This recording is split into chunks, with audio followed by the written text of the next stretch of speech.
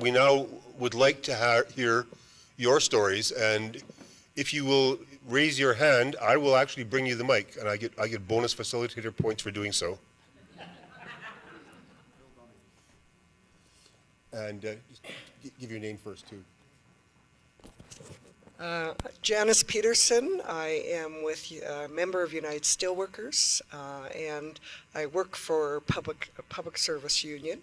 I've been a member of public service unions throughout my entire work life, starting in 1972. And the story I want to talk about is when I first became involved with unions, it was with the Ontario Public Service Employees Union. In 72, and I was very privileged to attend the first CLC meeting that public service unions, when they joined the House of Labour and CUPE was set up. I was chosen as a delegate at that meeting, and it was quite an honor. They made quite a to-do about it. We were piped in by pipers separately, and there was standing ovations around this great entry of the public service unions into the House of Labour. Then we sat down, we felt very, very good, and then the next thing, one of the first motions on the floor was a motion to support gay rights. And one of our members very quickly flew to the mic and declared that he didn't want any damn queers in his union. So at that point, I knew we had a long way to go.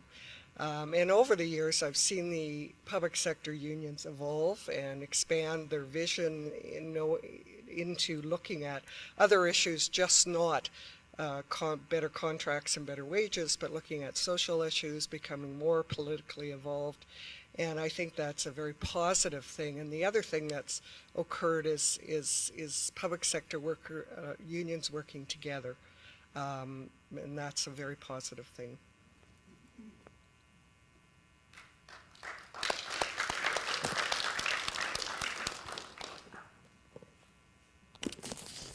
Yvonne Whiting, I'm a lab technologist with DynaLife Diagnostics and a member of Health Sciences, and I'm a very proud member of Health Sciences. Back in 2008, we were, as healthcare workers, we were all facing this ominous big old board, as Health Sciences like to call it. They called it Bob. And as a member of DynaLife, we were one of the only lab operations that weren't unionized in this province. And that and many, many other things that were happening at the time tweaked something in me and got me interested in trying to get unionized, because it was very frightening we didn't know what we were facing.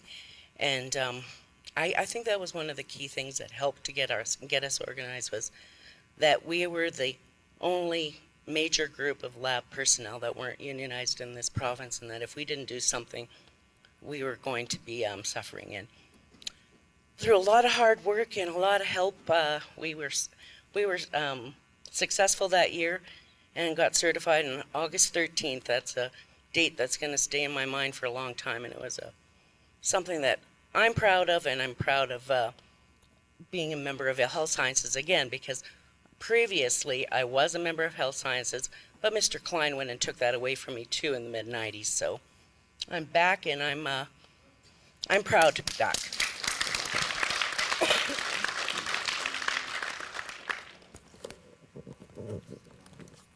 Hi, I'm Mariana Burstin, and I'm a member of Health Sciences Association of Alberta, the Union of Health Professionals.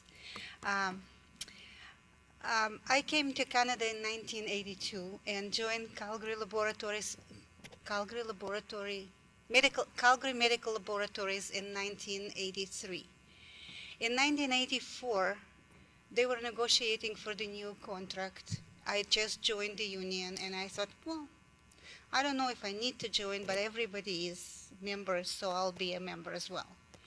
1984, they're negotiating a new contract, and we didn't have any sick time at that time. We were asking for 3 sick days Because before that, if you were sick before the weekend, you wouldn't get paid for the day you missed on Friday and the Monday after that because you were sick before weekend. So we were asking for 3 days and the employer wouldn't give it to us. And we were going to go on strike for those 3 days.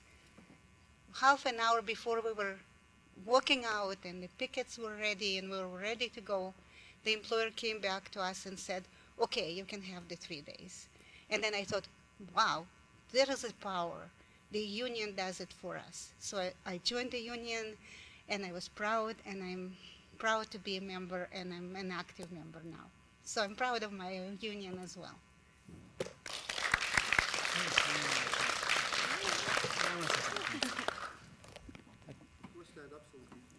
Sure.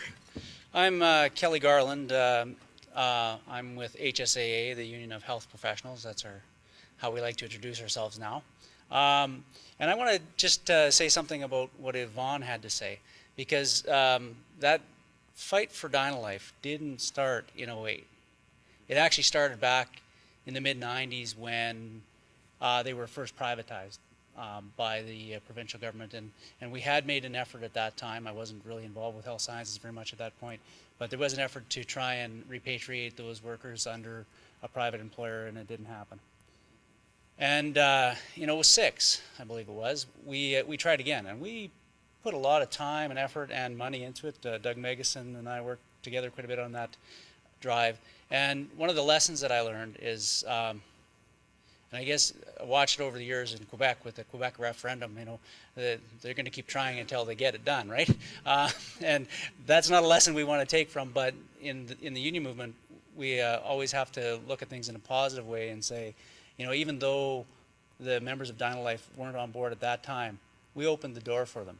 And a couple years later, we almost had to do nothing organizationally for them to come back to us and want to be part of us. And I think that that's a real important lesson, is that we just have to open our arms and say we're here. And at some point in time, bad employers will send the members screaming to us. So. Yeah.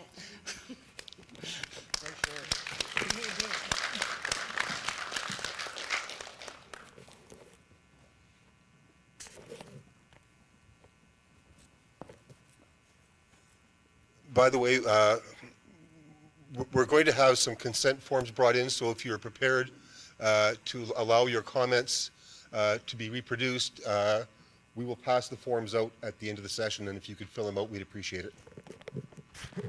Thank you. I'm Ruth Duffy with United Nurses of Alberta. I can relate to what Elisabeth said about the perceived tension, or certainly. I'm Ruth with United Nurses of Alberta, and I can certainly relate to what Elisabeth referred to earlier as the perceived conflict between professional and union.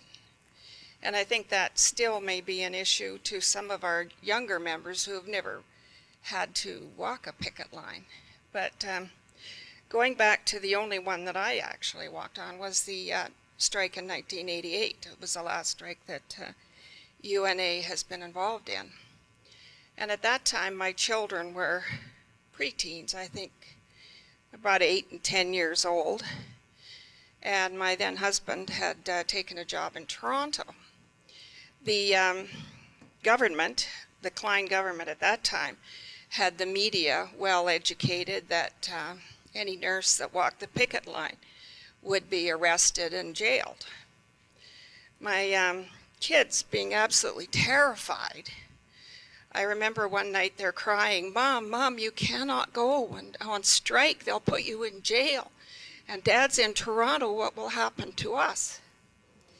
And like all moms, I reassured them, put them to bed. The next morning, got them up and off to school, and I dropped them off myself on the way to school and joined my colleagues and friends on the picket line. And like all union moms, we did the same thing, the same issues with our children. A few years later, when the laundry workers went out on strike in Calgary, my then teenage son joined And I joined them walking that picket line too, and I'm proud to say that he's now a union member as well. Thank you.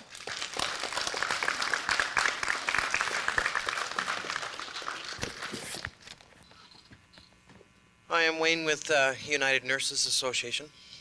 Had a little bit of a journey when I started out. First I was a carpenter with Carpenters and Joiners early on, and then I went to EMS, and I was with their union then, and then I went to AUPEs and as an LPN, and then further on I went as a nurse with UNA. So all in the last, I guess in the last 35 years, I've had the opportunity to be involved with unions, and never really gave it what it was due until a few years ago when I got heavier involved with UNA. Now, recently I had a sister that passed away, and we had people that come to the memorial that I hadn't seen in 40 years. And all my friends are all, well, I guess most of them, are professionals, being in the computer techs and some in the trades, but not all in unions. And we got talking, and some of these people are all in contracts and making just enormous amounts of money, but they don't have any protectionism down the road for retirement. And we started talking, you know, he says, and I says, you know, in about anywhere from 7 or 8 years, I could very likely retire, and comfortable, not too bad at all. And they said, well, you know, we can't for another 20 years because we don't have pensions. We don't belong to an association or a company that provides for a pension, provides for rights and protection against, you know, things that we need protection from. So in that respect, I'm very glad that I'm part of a union, and that's one of the main things that I keep on staying with in the union, so that I can inform and educate our members that the benefits that we have in our collective agreements protect us against not having later on what we deserve now. You know, my family, out of the 5 kids, I have 4 of which are in unions. I have an RT with HSS, and I have a teacher, and I have a unit clerk with AUPE. You know, all of them are secured, and they're happy. I believe that, and my wife's a nurse. She was in that same strike that Ruth was talking about. I wasn't in that strike at that time because I was an LPN then, but I'm glad to have unions, and we have to stand together to make ourselves proud to be union workers. Thank you.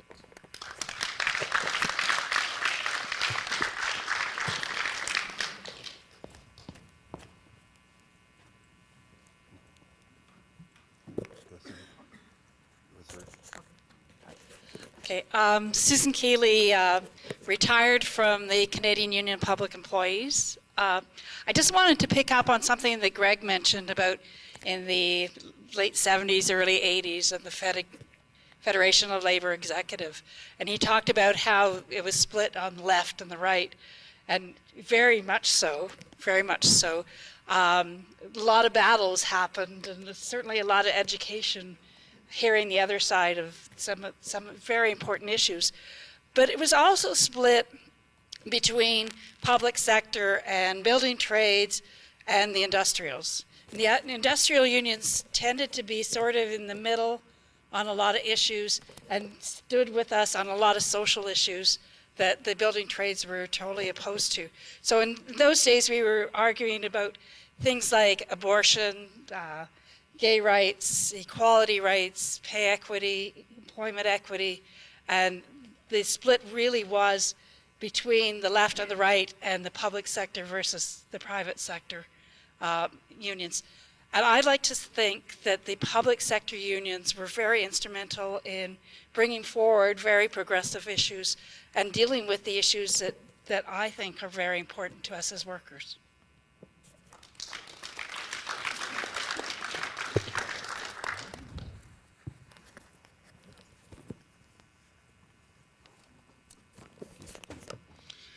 My name is Larry Boy. I'm chair of Public Interest Alberta.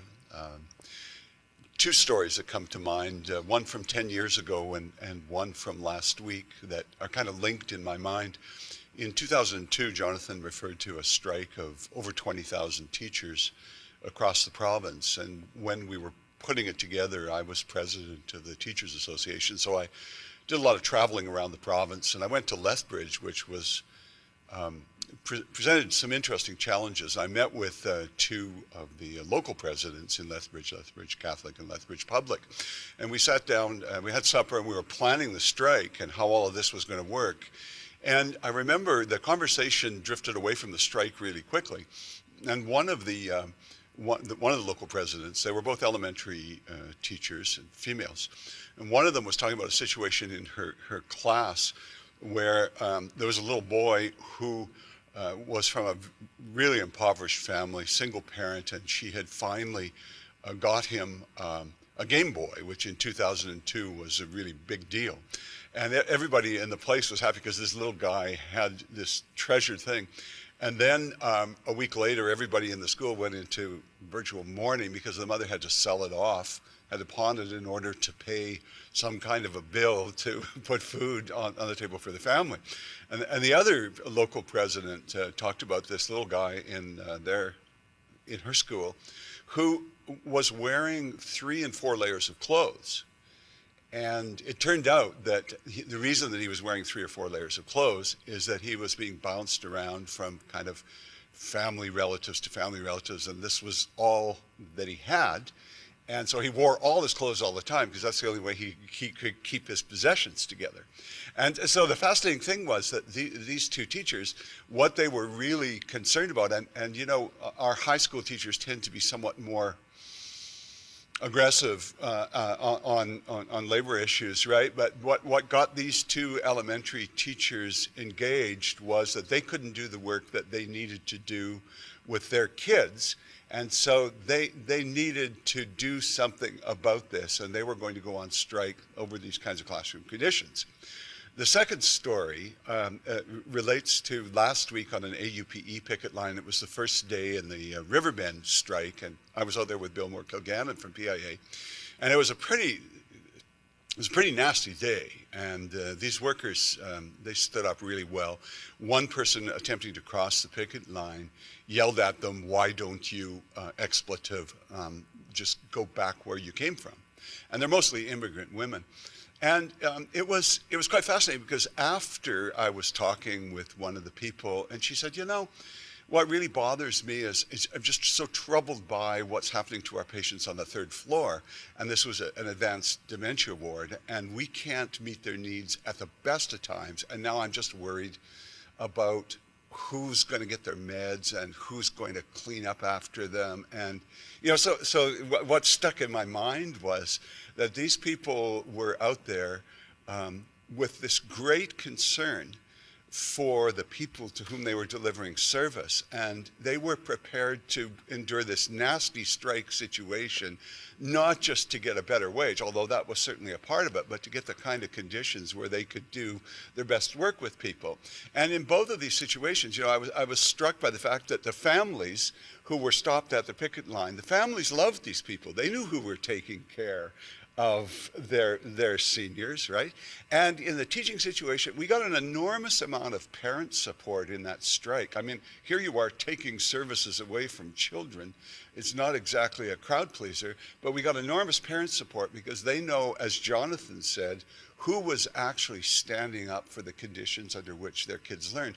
So to me, those two stories sort of, they reinforce in my mind that as workers in the public sector, one of the things you have to do is demonstrate that, sure, we're out for wages in our own conditions, but the conditions under which we do our work are the conditions under which your family members, the kids, the older people, receive their services. And the more we can emphasize that in the long run, the more kind of support that we get, because quite honestly, we are delivering fundamentally important services. We should be proud of that, and we should have the kind of compensation that reflects our important contributions, and we should have I guess, more than anything, the kind of conditions where we can do our important work. So that's my two stories.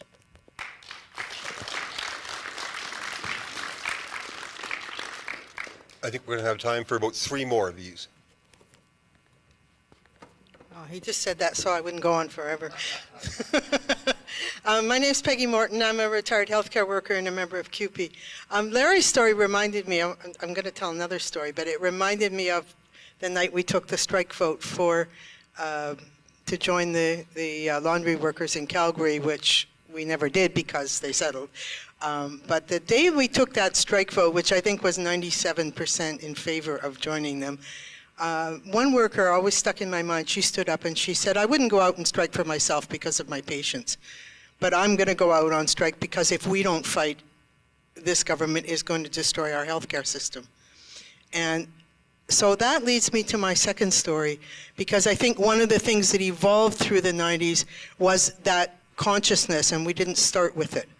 And so I want to tell a story about receiving a leaflet from my union, and this is at the very beginning of the cuts. And we're facing, at the Misericordia, we're facing basically having our hospital virtually shut down, cut in half and more. And the leaflet says that we should propose ways to make cuts without affecting our members. So this troubled us deeply because we could not see that there was any possible way that we could do such a thing as to propose cuts that wouldn't affect our members, because then they would affect somebody else. And really, that was the issue. So what were we going to do? So we decided that we would take the leaflet to our members for a discussion, and the meeting would decide whether or not we would distribute the leaflet. And I think that was the most important discussion that our local ever had, in a sense, because the workers basically all stood up and said, we can't do that because cutting healthcare is wrong. And it's not just about us, and it's not that if the cuts affect somebody else but not us, that life will be fine.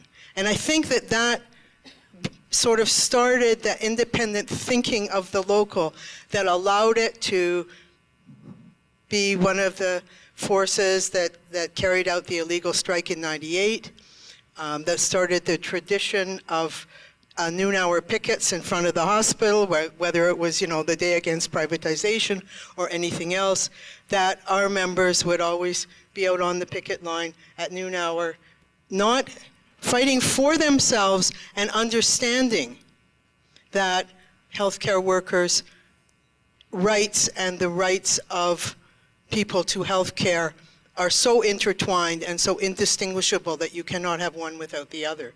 And I think that's the most important lesson that we all learned from the 90s. And I think that today the unions are so conscious of that and so much more capable of taking an independent stand and not just reacting to the new austerity fight, which we're all going to have to wage all over again. And us retired people, I think, are going to be very much a part of that. So thank you.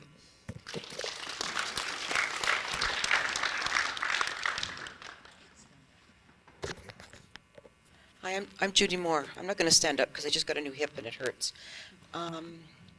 My story is, I'm a registered nurse and I'm a very proud member of UNA, but prior to being a member of UNA, I was a member of Staff Nurses Association at the University Hospital.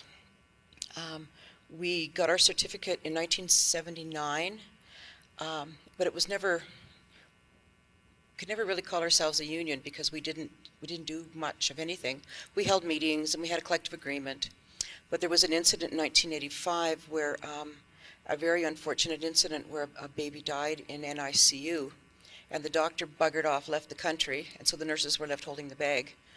And so it was thought at that time, we call ourselves a union, maybe we should start acting like a union. And that's when I think Staff Nurses Association really started. We had just we had an executive, we didn't have a labor relations person, so all that slowly got put into place, and then we were proud to call ourselves a union. And then on September 24th, 1997, Staff Nurses Association and UNA amalgamated, which I think was the best thing that ever happened in the history of nursing unions in this province.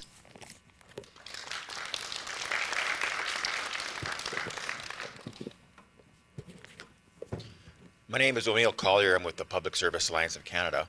I was a member of PSAC as a teenager. Became active when I was in my 20s because I thought, you know, this union looks like a really good place to party. And it was. But then when I was still in my 20s, we had a defining strike in 1991. PSAC went on a general strike. And, you know, at the time, I was still thinking the union was a good place to party. But here was an employer who was treating us as a liability. And I was beginning to think, what employer treats their employees as a liability?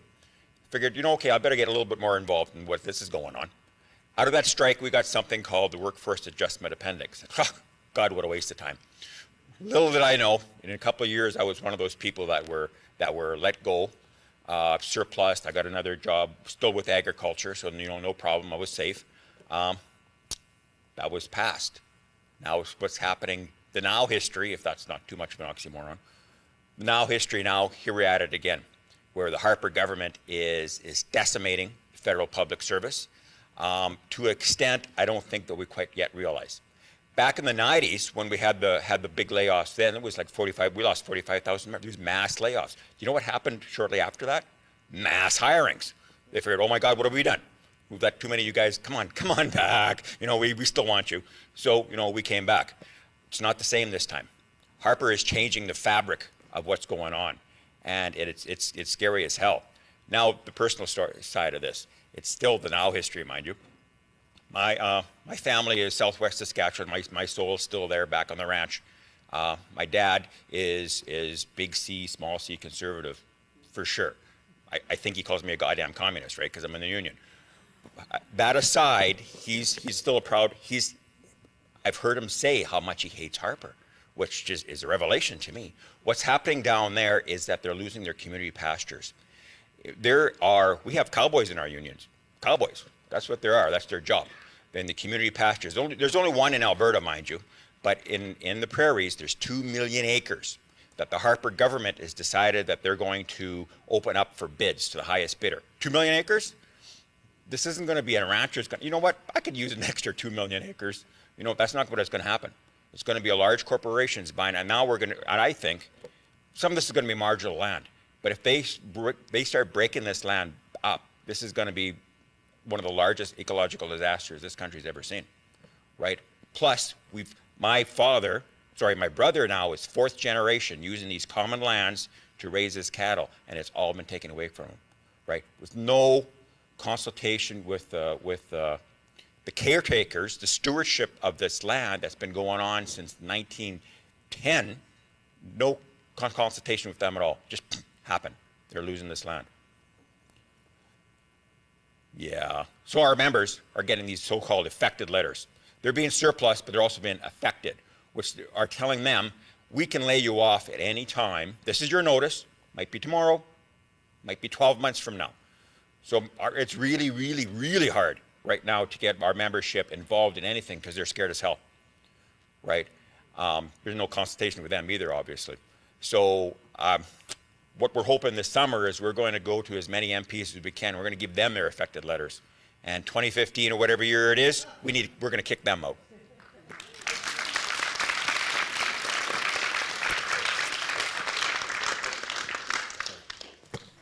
I think we have time for just one more. Good, thanks. Gary Hansen, I'm local president for the AT for Wetaskiwin local. And a couple of the things in regard to education, and I suppose in some respects reinforces what a couple of other people have said, but the interesting thing that I found over the course of years is the creativity that comes out when people are working to make change.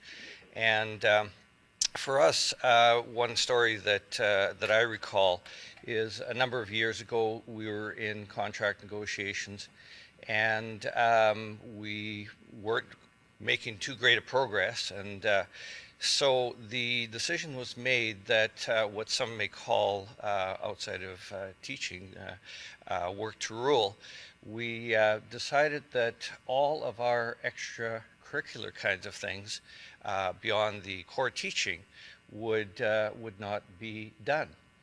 And so what we had was within the schools, we had staff meetings where we began to list all of these things, which in itself, I think, was a rather interesting situation, because it began to get people thinking about what is it that we are doing and what is it that's maybe somewhat extra to the job that we shouldn't be doing.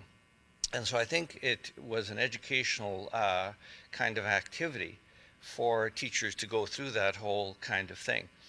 But the other interesting thing was, once it was implemented that teachers weren't doing that kind of thing, the reaction from the community was, I think, just about worse than if we had been out on strike. And so it got noticed immediately, because of course you had teachers not coaching the sports, and so the kids were home in the evening as opposed to being out doing the sports and kinds of things like that. And so I believe that there was a whole educational effort that went on, probably in terms of teachers, in terms of the community. The other interesting thing that came out of that was that the next set of meetings that we had, whenever we had annual meetings and such, all of a sudden we had tremendous increase in the number of people coming out to these meetings. And so it was shown that that was an educational effort, that all of a sudden we had people that were going to participate and knew a little bit about why they were a member of, in this case, the Alberta Teachers Association.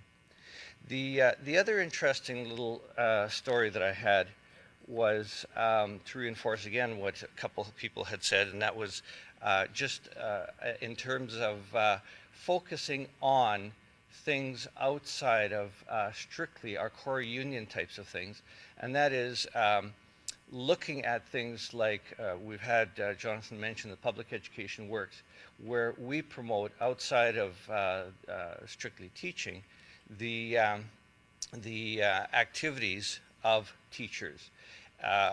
And we've had the ads on radio and on TV, and AUPE has done somewhat the same kind of thing with their, showing what their members do.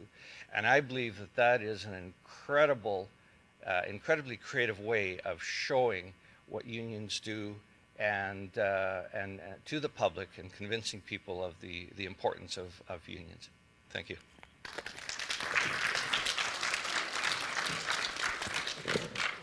The way these story circles have been structured is that the last word is given to a young worker who's been listening to the stories we've been told and hopefully has had a chance to reflect a little bit on them. Our designated young person is Tim Penton, who I'm going to ask to step up to the front. And I explained to Tim before we came in here today that I personally don't like young people because they have hope and energy, and I have neither. But your thoughts? Sure, thank you. Yeah, just to reflect on, maybe I'll stand up here so I can see everybody. Yeah, just hearing some of the stories, I've been trying to relate it to some of my own experiences, and what I found quite striking is in a lot of the stories, how the public sector unions are fighting for public services for all Albertans and not just its members. I remember my first experience in unions. It was a non-public sector union. It was the TELUS. I was with the Telecommunication Workers Union. And I was a shop steward. And I remember, you know, I was 22, so I had lots of energy, and I was all about unions, trying to convince people my own age the importance of why they should be on board. And a lot of people would, you know, be very positive. They would receive it very positively, but whether or not they would continue to come to the meetings and put a lot more investment into it was another thing. And I was only there for a year, but it left a question in my mind, which was, you know, how do you get young people involved, interested, involved, and committed over the long run? And I didn't really have an answer to that question until very recently. I've had the chance to participate in something that I'm not sure if all the unions here or some of them have contributed for, but it's a program called Next Up. And what it is there's a number of youth in the city here, and it takes place in a number of other cities, Saskatoon, Vancouver, and Calgary. And they're not all union members, but they come together, and they come from a wide variety of different places. Some of them are students, some of them are workers. But we come together and we explore a lot of issues. Some of them are union-related issues. Some of them are about women's rights, issues of class, issues of race, gay rights, different issues. And we get to share our stories about what's important to us. And one thing that I found throughout the program is that a lot of the things that we want are the same. We want really good public services. We want healthcare. That's actually one of the things that I think my generation distinguishes from the Americans, is that we have really good healthcare. But there's definitely a disconnect I found throughout the program, getting to know the other participants. There's a disconnect between the role of unions in standing up for those issues. And throughout the course of the program, it was 7 months long, I was so happy to see that the different participants were starting to make those connections. They were starting to connect the dots between what unions do in terms of delivering things that they all want. So they've discovered for themselves, we want good healthcare, we want really good education, and now we know some of the relationship about how those things got created in the first place and how we can keep them and make them stronger, and that's through unions. So that for me is one of the best investments that I think unions can make. I think it's a pretty outstanding program, and I think it provided an opportunity too for young people to get together and just decide for themselves what was important for us. And when we make those connections, we have an investment into, and we learn about it, like, oh, unions have a really prominent role in making sure that these services stay around, that they're delivered publicly, that they're done, that they're still being delivered to us in high quality, and we're able to make those connections and really determine what it is that we want to do in the future to make sure that we stick up for those. So it's very organic, and I mean, I would hope that what's going on in Quebec with the student strike is something that could be transferred here. But that program in itself is maybe has some of the elements of what's going on in Quebec, because it's very organic. I think it's the experience of what some of the people, what the students out in Quebec are doing, is that they're cutting their teeth in terms of, they're cutting their teeth in what it means to have genuine solidarity with each other and to learn about what issues they care about and what can be done. So this is a little microcosm that all the unions here, I think, have helped create, and I hope that they continue to do that into the future. Thank you.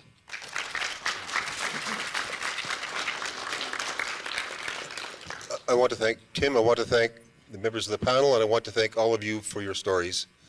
Break time.